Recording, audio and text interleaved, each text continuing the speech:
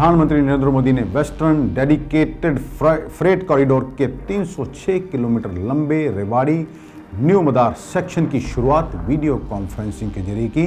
साथ ही electric traction से चलने वाली double stack long haul container train को भी हरी झंडी दिखाई। मोदी ने कहा कि देश के इंफ्रास्ट्रक्चर को विश्व स्तरीय बनाने के लिए आज नई गति हासिल हुई है। उन्होंने ये भी कहा कि 10-12 दिनों में ही डिजिटल इंफ्रास्ट्रक्चर के जरिए किसानों के खातों में 18,000 करोड़ रुपए ट्रांसफर किए गए। ड्राइवरलेस मेट्रो उड़ीसा में आईआईटी कैंपस का उद्घाटन किया। देश की 450 किलोमीटर लंबी मंगलुरु कोची गैस पाइपलाइन के भी उद्घाटन किया। उन्होंने ये भी कहा कि आज वेस्टर्न कॉरिडोर देश को समर्पित हुआ है। ये तो मैं वह कह रहा हूं जिसमें मुझे जुड़ने का सौभाग्य मिला। कई और मंत्रियों की ओर से देश भर में ये सिलसिला चल रहा है। नए साल का आगाज इतना अच्छा है तो आने वाला समय भी कम शानदार नहीं होगा, अधिक शानदार होगा। महत्वपूर्ण इसलिए भी यह है कि देश ने यह कोरोना के कालखंड में किया है। उन्होंने ये भी कहा कि देश की 2 वैक्सीन ने देशवासियों में विश्वास पैदा किया है। कोरोना की शुरुआत से ही ये तेजी देखकर सुनकर कौन हिंदुस्तानी होगा, कौन मां भारती का लाल होगा जिसका माथा गर्व से ऊंचा नहीं हुआ होगा। उन्होंने फिर कहा कि आज हर भारतीय का आह्वान है कि ना हम थकेंगे ना रुकेंगे, हम तेजी से आगे बढ़ेंगे। फ्रेट कॉरिडोर को आज गेम चेंजर के रूप में देखा जा रहा है। कुछ दिन पहले जो न्यू भाऊ खुर्जा प्रोजेक्ट शुरू हुआ था, उस रास्ते पर माल गाड़ियों की रफ्तार 90 किलोमीटर प्रति घंटा दर्ज की गई है। देश के इंफ्रास्ट्रक्चर को आधुनिक बनाने के लिए चल रहे महायज्ञ ने आज एक नई गति हासिल की है। सिर्फ बीते 10-12 दिन की ही बात करें तो आधुनिक डिजिटल इंफ्रास्ट्रक्चर की मदद से किसानों के खाते में सीधे 18,000 करोड़ रुपए से ज्यादा ट्रांसफर किए गए। दिल्ली मेट्रो की एयरपोर्ट एक्सप्रेस लाइन पर नेशनल कॉमन मोबिलिटी कार्ड की शुरुआत हुई।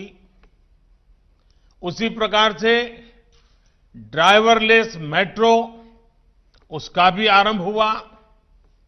गुजरात के राजकोट में एम्स, तो ओडिशा के संबलपुर में आईआईएम, इसके परमानेंट कैंपस का काम शुरू हुआ। दुनिया की बेहतरीन टेक्नोलॉजी के साथ देश के 6 शहरों में 6,000 घर बनाने का काम शुरू हुआ। नेशनल एटॉमिक टाइम स्केल और भारतीय निर्देशक द्रव्य प्रणाली राष्ट्र को समर्पित की गई। देश की पहली नेशनल एनवायरमेंटल स्टैंडर्ड लेबोरेटरी का शिलान्यास हुआ। 450 किलोमीटर लंबी कोची मंगलुरु गैस पाइपलाइन का लोकार्पण हुआ। महाराष्ट्र के सांगोला से पश्चिम बंगाल के शालीमार के लिए 100वीं किसान रेल चली और इसी दौरान ईस्टर्न डेडिकेटेड फ्रेट कॉरिडोर के new Bhaupur new Khurja freight corridor route पर पहली मालगाड़ी चल पड़ी और अब आज वेस्टर्न डेडिकेटेड फ्रेट कॉरिडोर का 306 किलोमीटर लंबा ये कॉरिडोर देश को समर्पित हुआ है। सोचिए, सिर्फ 10-12 दिन में इतना सब कुछ। और ये तो मैं उन बातों के कह रहा हूं जिसमें जुड़ने का मुझे सौभाग्य मिला, लेकिन इसके सिवाय भी भारत सरकार के अन्य मंत्रियों के द्वारा अनेक वित्त महत्वपूर्ण सैकड़ों प्रकल्प इस 2021 के प्रारंभ से ही लोकार्पण का सिलसिला चल रहा है। जब नए साल में देश का आगाज अच्छा है तो आने वाले समय और भी शानदार जानदार होना तय है। इतने लोकार्पण, इतने शिलान्यास इसलिए भी महत्वपूर्ण है क्योंकि भारत ने ये सब कोरोना के इस संकट भरे कालखंड में किया है। कुछ ही दिन पहले भारत ने कोरोना की 2 मेड इन इंडिया वैक्सीन भी स्वीकृत की है। भारत की अपनी वैक्सीन ने देशवासियों में नया आत्मविश्वास पैदा किया है। 2021 की शुरुआत के माहौल में आरंभ से ही भारत की ये तेजी आत्मनिर्भरता के लिए गति, ये सारी बातें देख करके, सुन करके कौन हिंदुस्तानी होगा, कौन मां भारती का लाल होगा, कौन मां भारत को प्रेम करने वाला व्यक्ति होगा जिसका माथा गर्व से ऊंचा न हो। आज हर भारतीय का आह्वान है, न हम रुकेंगे, न हम थकेंगे, हम सब मिलकर, सब भारतीय मिलकर और तेजी से आगे बढ़ेंगे। साथियों, डेडिकेटेड फ्रेट कॉरिडोर के इस प्रोजेक्ट को 21वीं सदी में भारत के लिए गेम चेंजर के रूप में देखा जा रहा है। पिछले 5-6 वर्षों के कड़े परिश्रम के बाद आज इसका एक बड़ा हिस्सा हकीकत बन चुका है। कुछ दिन पहले जो new Bhavpur new Khurja section शुरू हुआ है, वहां मालगाड़ियों की स्पीड 90 किलोमीटर प्रति घंटा से ऊपर तक दर्ज की गई है। जिस रास्ते में मालगाड़ियों की औसत स्पीड सिर्फ 25 किलोमीटर की रही हो, वहां अब पहले से करीब करीब 3 गुना ज्यादा तेज मालगाड़ी चलने लगी है। भारत को पहले के मुकाबले विकास की यही स्पीड चाहिए और देश की ऐसी ही प्रगति चाहिए। साथियों, आज हरियाणा के न्यू अटेली से राजस्थान के न्यू किशनगढ़ के लिए पहली डबल स्टेक कंटेनर मालगाड़ी रवाना की गई है। यानी डिब्बे के ऊपर डिब्बे, वो भी 1.5 किलोमीटर लंबी मालगाड़ी में। ये अपने आप में बहुत बड़ी उपलब्धि है। भारत इस सामर्थ्य वाले दुनिया के गिने चुने देशों में आज अपनी मौजूदगी, अपनी ताकत दर्ज करा रहा है। भारत उसमें शामिल हो गया है। इसके पीछे हमारे इंजीनियरों, टेक्नीशियंस और श्रमिकों की बहुत बड़ी मेहनत रही है। देश को गर्व करने वाली उपलब्धि इस देश को देने के लिए मैं इससे जुड़े हुए सभी लोगों को, विशेष करके रेलवे के हमारे साथियों को बहुत बहुत बधाई देता हूं।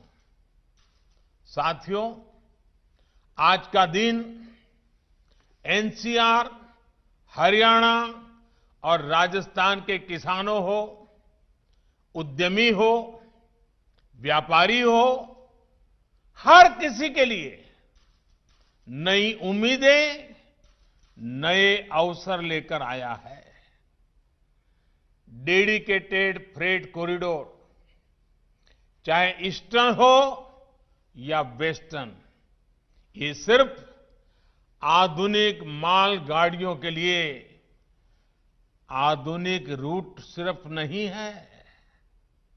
ये डेडिकेटेड फ्रेट कॉरिडोर देश के तेज विकास के कॉरिडोर भी हैं। ये कॉरिडोर देश के अलग अलग शहरों में नए ग्रोथ सेंटर और ग्रोथ पॉइंट के विकास का आधार भी बनेंगे।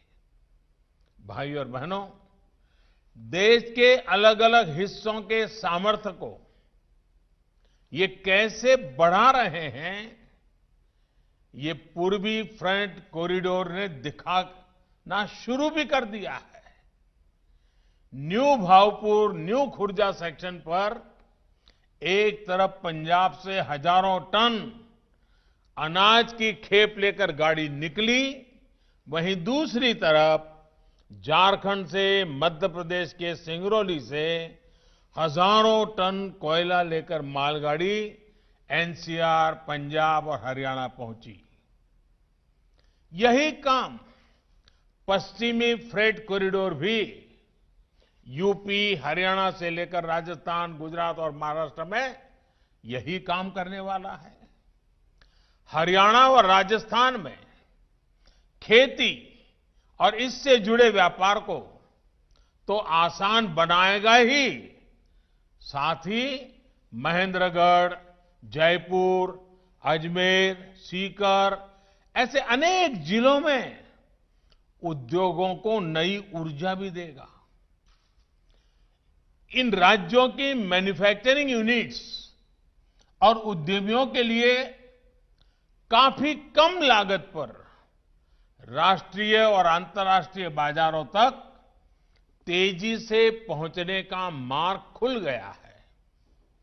गुजरात और महाराष्ट्र के बंदरगाहों तक तेज और सस्ती कनेक्टिविटी मिलने से इस क्षेत्र में निवेश की नई संभावनाओं को बल मिलेगा। साथियों, हम सब भली भांति जानते हैं कि आधुनिक इंफ्रास्ट्रक्चर का निर्माण जितना जीवन के लिए जरूरी है, उतना ही कारोबार के लिए भी आवश्यक है और हर नई व्यवस्था को आगे बढ़ाने के लिए भी इसी से जन्म मिलता है, इसी से सामर्थ्य मिलता है। इनसे जुड़ा कार्य अर्थव्यवस्था के अनेक इंजनों को गति देता है। इससे सिर्फ मौके पर ही रोजगार नहीं बनता, बल्कि उसके साथ साथ अनेक और उद्योग जैसे सीमेंट हो, स्टील हो, ट्रांसपोर्ट हो, ऐसे अनेक सेक्टर्स में भी नए रोजगार का निर्माण होता है। जैसे इस डेडिकेटेड फ्रेट कॉरिडोर से ही 9 राज्यों में 133 रेलवे स्टेशन कवर होते हैं। इन स्टेशनों पर इनके साथ नए मल्टी मॉडल लॉजिस्टिक पार्क बनेंगे, फ्रेट टर्मिनल होंगे, कंटेनर डिपो होंगे, कंटेनर टर्मिनल होंगे, पार्सल हब, न जाने कितनी ऐसी व्यवस्थाएं, अनेक नई व्यवस्थाएं, आधुनिक व्यवस्थाएं और विशाल व्यवस्थाएं विकसित होने वाली है। इन सब का लाभ हमारे गांव को, हमारे गरीब को, हमारे किसान को होगा, छोटे उद्योगों को होगा, कुटीर उद्योगों को होगा और साथ साथ बड़े मैन्युफैक्चरर्स को भी आने के लिए बहुत बड़ी अवसर बन जाएगा और उनके द्वारा भी अर्थव्यवस्था को गति मिलेगी।